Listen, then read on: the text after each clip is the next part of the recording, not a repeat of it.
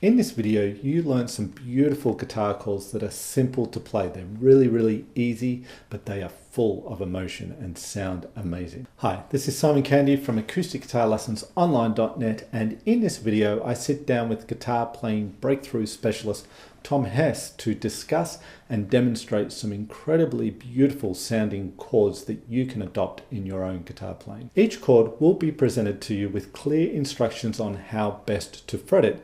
Then you'll be shown how you can apply it, some ways to apply it to create incredibly beautiful sounding chord progressions.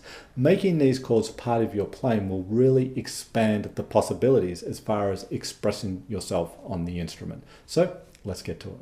I'll just preface this with saying that I looked at this with a view of giving you chord shapes that are relatively pretty simple to play. Some of them as simple as your standard open chords. There's a lot of open strings because open strings are synonymous with beautiful sounds, and they just happen to make chords quite simple to play. So apart from one or two chords, if you are even at a reasonably sort of early intermediate stage, you should find these chords reasonably easy to play, if only unfamiliar to your fingers initially because they're not standard chord shapes necessarily. The first chord I've got is a really beautiful chord known as an E add 9. So you can think of this as an E major chord, standard E major, but instead of the root note on string 4, we have the 9 on string 4. We've moved that up a tone to become an F sharp, which becomes an E major chord with an added 9th. And it's just add 9 chords are beautiful sounds on the guitar. So we're going to look at applying some of these chords a little later in the stream, but that is the very first chord. The second chord is very similar. It's the same chord. It's an add 9 chord, but it's an A add 9. Really beautiful sounding chord too. And same thing, you've got a standard A chord, but the root note on the third string is moved up tone to make a B note. So we need to kind of refret the A a little bit using the first and second fingers for the E and C sharp notes on strings 4 and 2 respectively there. And then your pinky would be the best finger to use to get the 9 in there, the add 9, which is the B note. Can you explain to everybody why the chords are called, the first chord was E add 9, and then the next one you played was A add 9. Why is it called add 9 instead of a suspended second or a ninth chord or whatever? Can you talk a little bit about that? Sure. It's not a sus2 chord because it's both chords here still have the third in the chord. So the suspended 2 is when you replace that third with the 2, and that's an A suspended 2 there. I've taken the C sharp out and there is my B. Here I've still got the C sharp, there's my B. That's the really beautiful sound in the chord there. Even though you isolate it as a bit dissonant, in the context of the chord, it sounds really nice, as does the F sharp and G sharp. So it's add 9 because you're adding the 9th to the major chord. This is A minor, just like the A, but moving our pinky up again, or taking the third off and using the pinky to play the B note on the 4th string. And same deal, add 9 because it's the still got the full A minor chord there with the third, but you've got the B on the 3rd string. And you get a really dissonant, I mean it's about as dissonant as you'll get because it's the semitone, B to C, but in the context of the chord, it's a really beautiful sound again, another add 9 chord, using the first, second and pinky. So same fingering as the E add 9, just upper string set. Just like your standard E and A minor are the same shape. This one here, chord number 4, is a E, it's like an E11 or an E add 9 with an 11. Now this one's a little trickier because you've got 4 fingers forming the chord here. However, you can kind of simplify this a little bit if you didn't want to play the full shape. Okay, E minor, add 9 with an 11 in there. So you could play the whole shape like this. We have E, B, F sharp, we have G, we have D, and we have the 11 on top with the A. You can use all 6 strings, but if that's a little tricky, you could just omit the 11 and play like so, or you could just play an E minor, add 9, which sometimes I use my 1st and 4th, depends on the context, and that's a really beautiful chord in itself too. And that is just playing the F sharp on the 4th string along with the G, what have we got? G, B and E on top. So that's the E add 9 and this is the E minor add 9. Sticking with E's and A's just for a little bit longer, we've got up a little higher on the neck now. So this chord shape is just a standard E triad root position, string 4, 3, 2. So I've got my 3rd finger on the E 4th string, 2nd is on G sharp, 1st finger is on the B. Now I'm going to actually take the 1st finger off, and what I can do here is I can drone the low E string, so that's the root of my chord, and then I don't want to play the 5th string here, I just want to then play any combination of the top 4 strings, and you get fretted notes, and you also get your top 2 open strings. Now in this position, I like to add harmonics into chords where possible. So I'm using my 1st finger here, because it's free, to play harmonics on the top 2 strings, and I could play on the bottom string as well. And if I actually kept those fingers in place and used the A as the root, now I've got like an A major 9 chord, I guess, with the B, G sharp, major 7, E, and the root back to E, A, which is a really beautiful sound. So you can, the chord there is basically the E, but you can just change the root note and get an A major type chord there. This one here is a major 7, E major 7.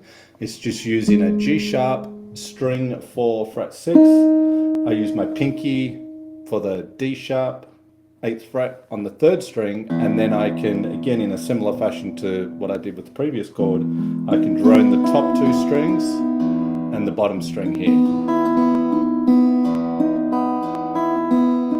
And then if I want, I can also get harmonics on the lower 2 strings at the 7th fret, these natural harmonics similar to the ones I got at the 12th fret. You're using your ring finger for that? Yes, I'm using my ring finger there for that, because that is, you could use your 2nd finger or the ring finger, just the fingers that are spare. If you use 1 and 3, which would be fine for this chord too, then you would use your middle finger there. So you can get some nice harmonic overtones. We've got an A major 7 here, and it's pretty simple. It's just the C sharp, the E, the G sharp on strings 3, 2, 1, and we've got the open A string to pedal against the top notes there. So that's an A major 7 chord there. There's another one down here, which is a D minor 9, I think we might call this. We've got D, we've got the C, we've got the F, the 3rd, and we've got 9 on top. Just a simple little shape, but a really nice voicing for a D minor chord. The next one is, now there's going to be a few coming up here that are going to sound quite dissonant. It's all about context too. So a chord on its own can sound quite dissonant. Even a chord that sounds really beautiful on its own can sound better when in context too, which we'll hear some of these things. So this first one is an E7 flat 9. So you've got a basic E7 shape, not too dissimilar from the one I was playing just before, but my 2nd finger is taken away from the root there because I want it to be able to play the F on string 2. So this is basically a D open chord shape moved down a string set, and then it's up at the 6th and 7th frets. And I've got my low E string to plays the root to that chord. So it's an E7 flat 9 chord. Let's have a look at some possibilities here. So if we come back to this E at 9, we could just combine it with the A at 9. I mean, that's a 1 to a 4 chord. So instead of just playing E to A, we can play E at 9 to A at 9. So just combining those two together is a nice way. Another one with this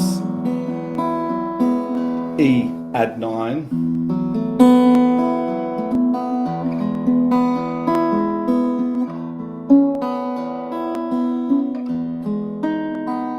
So here I'm using this E at 9,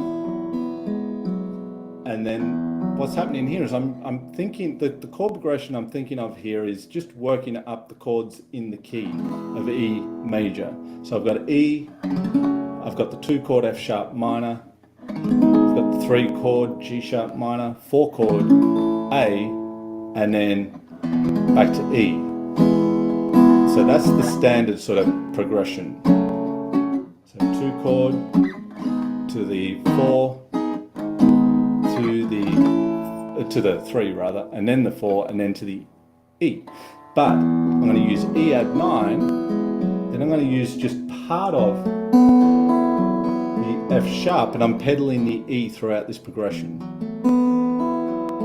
Then G sharp minor.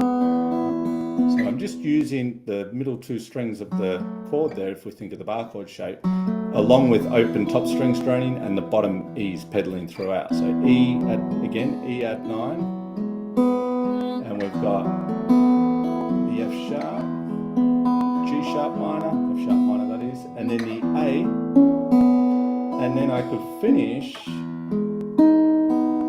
That was one of our chords earlier. That was like chord 6, I think, E major 7 up here at the 6th position. We could have like the standard progression, let's say A minor to D minor to E or E7 back to A minor. Okay, so like a 1, 4, 5 in the minor. So we could take, this was our A minor add 9, right? The A minor chord with the pinky playing a tone above the root, so we can take the 3rd finger off there to make it much easier to get the stretch. So we get the A minor add 9, we could go,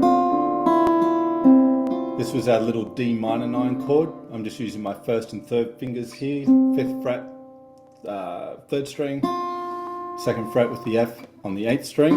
So that's my D minor. I could use the flat 9 chord, and then I could come back to an A minor add 9. Now, this A minor add 9 is a beautiful sounding chord, but I can appreciate that can be a little tricky to play with the stretching across the frets and so forth.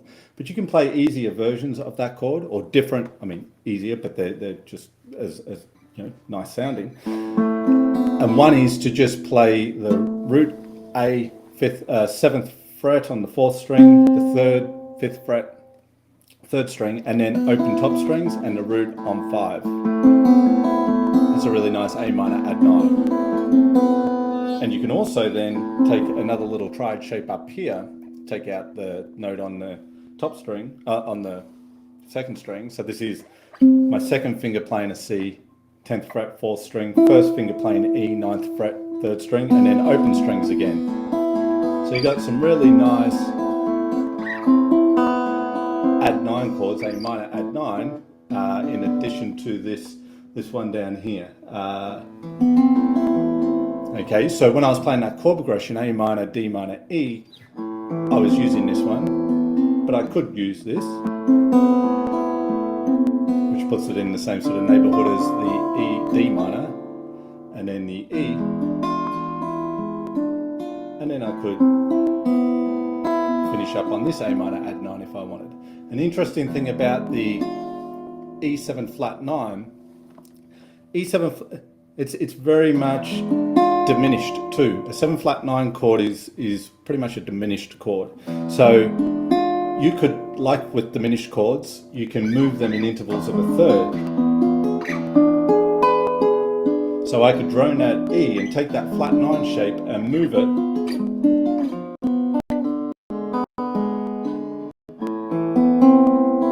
and resolve down to the A minor there, or I could move it up. Where are we? And then resolve maybe to my A minor there. If you like this video, you'll love this ebook complete with video examples called 10 melodic fingerpicking patterns you can learn in 10 minutes or less. Do you struggle to make the fingerpicking patterns you learn on guitar sound like music? Perhaps it's because you believe in one or more of these fingerpicking pattern myths. 1. You need to know a lot of patterns to have your fingerpicking sound musical. 2. Only advanced fingerpicking patterns sound musical. Easy patterns are too basic to sound any good. Or 3. There is a magic pattern out there somewhere that once found will finally have your fingerpicking sound the way you want it to. None of these myths are true. This is because fingerpicking patterns alone are not musical. They're technical. It's what you do with the patterns that will determine how musical they sound. In this ebook, you learn how to make the most boring fingerpicking patterns sound amazing instantly. Plus, the simple trick to make advanced fingerpicking patterns easier to play, and the thumb and one finger trick that's so simple and will have your fingerpicking sounding pro in no time. Click the link in the description below this video and download your free ebook complete with video examples, 10 melodic fingerpicking patterns you can learn in 10 minutes or less. You'll have it in your inbox within minutes. Let me know in the comments below what acoustic guitar topics you'd like to see me cover in future videos. Let me know of any chords you really like to play that you think are really beautiful sounding chords. I'd love to hear. I'm always after new chords, new ways of playing chords. So don't be shy, drop us a line and let us know your thoughts. If you like this video, then hit that like button. And if you haven't already, subscribe to the channel. My analytics tell me that over 80% of people who watch these videos are not subscribed. So if you do like them, subscribe, and of course hit the notification bell button so YouTube can tell you when I've released a new video. This is Simon Candy from acousticguitarlessonsonline.net. As always, thank you so much for being here. I really do appreciate it, and I look forward to seeing you in the next video.